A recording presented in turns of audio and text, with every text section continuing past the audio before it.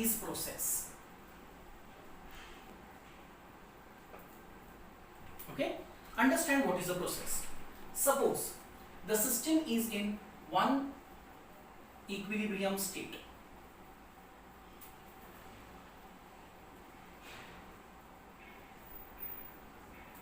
If I bring it to other equilibrium state,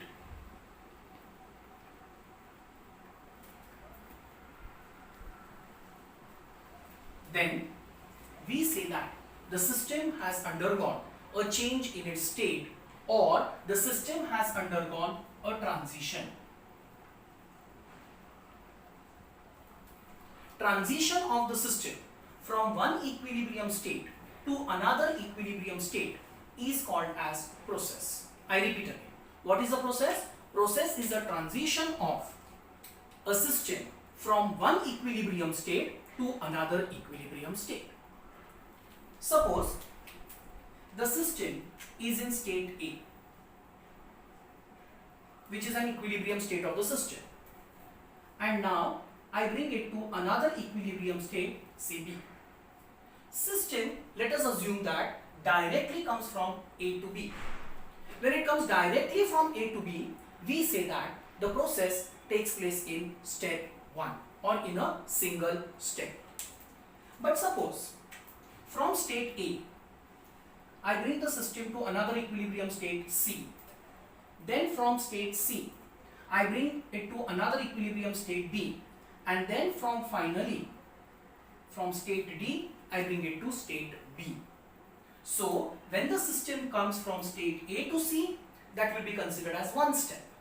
C to D, second step. D to B, third step. That means this green path consists of 3 steps and the red path consists of 1 step. So, we say that a process can take place in one step or it can take place in several steps. I want to bring the system from one equilibrium state to another equilibrium state. Then under what condition I am bringing the system from one equilibrium state to another? Depending upon this, we have different types of processes. Let us see the first type of process, which is known as isothermal process.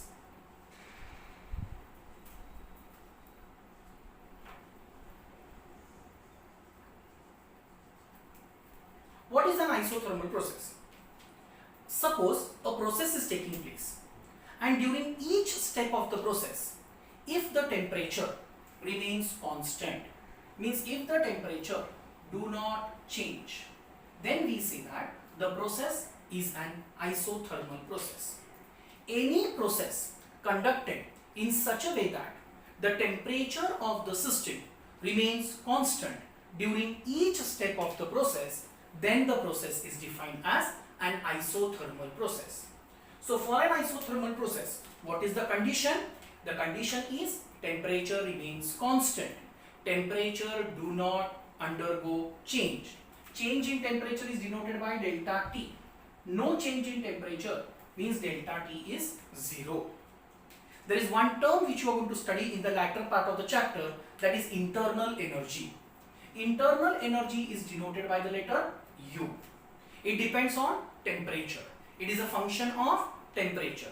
Since temperature remains constant, internal energy of the system also remains constant. Internal energy remains constant means there is no change in internal energy, that is delta U is 0.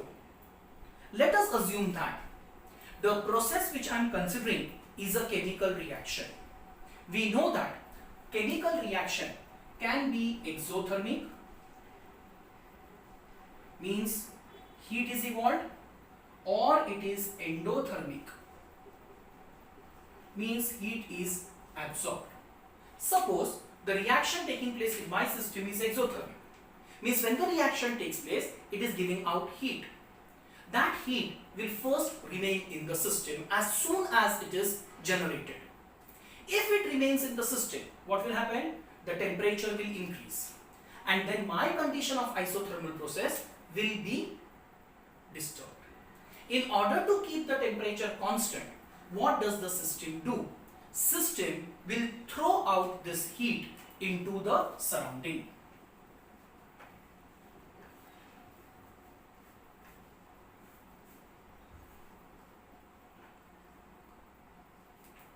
Suppose the reaction taking place in my system is endothermic reaction.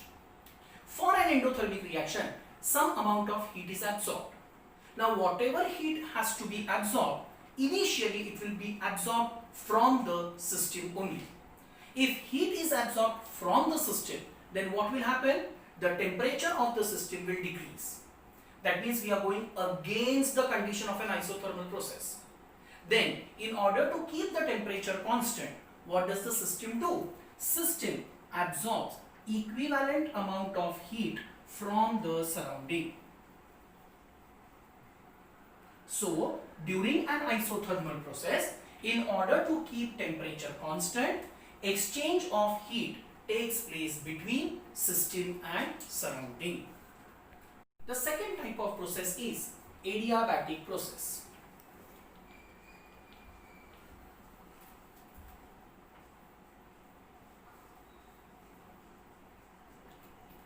Any process conducted in such a manner that during each step of the process, no heat leaves the system or no heat enters the system is called as adiabatic process. So what is the condition for adiabatic process? No heat leaves or enters the system. The amount of heat leaving the system or amount of heat entering the system is denoted by the symbol Q. No heat is leaving the system, no heat is entering the system, means Q is 0. So what is an adiabatic process? A process during which no heat leaves or no heat enters the system is called as adiabatic process. Again, let us consider that the process taking place in my system is a chemical reaction. Now, as I told you, chemical reaction can be exothermic or it will be endothermic. Now, whenever exothermic reaction is taking place, heat will be released. As soon as the heat is released, it will come into the system. But this heat cannot leave the system. So it will remain in the system only. Since it is remaining in the system, its effect will be the temperature of the system will increase. But it will not go out into the surrounding. Suppose the reaction taking place in my system is endothermic reaction. Then during this reaction, heat is absorbed. As soon as heat is required, first it will be absorbed from the system only. But now an equivalent amount of heat cannot enter into the system from the surrounding. So the effect of this will be temperature of the system will decrease. So during adiabatic process, no heat leaves the system nor enters the system. Its effect is temperature of the system will either increase or it will decrease. The third type of process is isobaric process.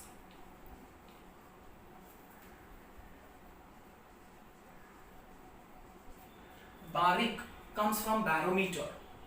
Barometer means pressure. So this process is related to pressure.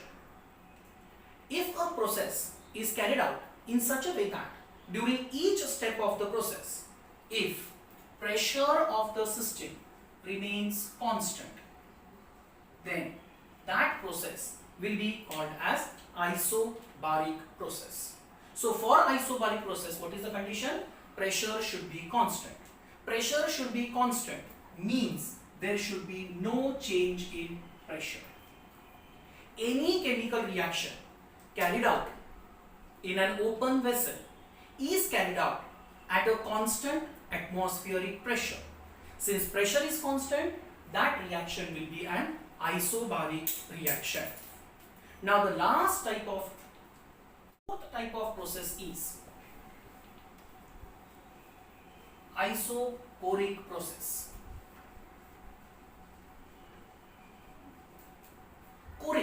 comes from core. Core means bulk. Bulk indicates volume. So this process is related somewhere to volume. If I carry out a process and during each step of the process, if volume of the system remains constant, then we say that the process is isochoric process. So what is the condition for isochoric process? Volume should be constant. There should be no change in volume. Delta V is 0. If I want to carry out a gaseous reaction and if I carry out it in a closed vessel, then whatever is the volume of the vessel, that will be the volume of the reactant as well as the product. So when the reactant is getting converted into product, means when the process is taking place, volume remains the same. Volume remains the same, no change in volume. So such a process will be an isochoric process. Thank you. Please like, comment and subscribe for the further videos.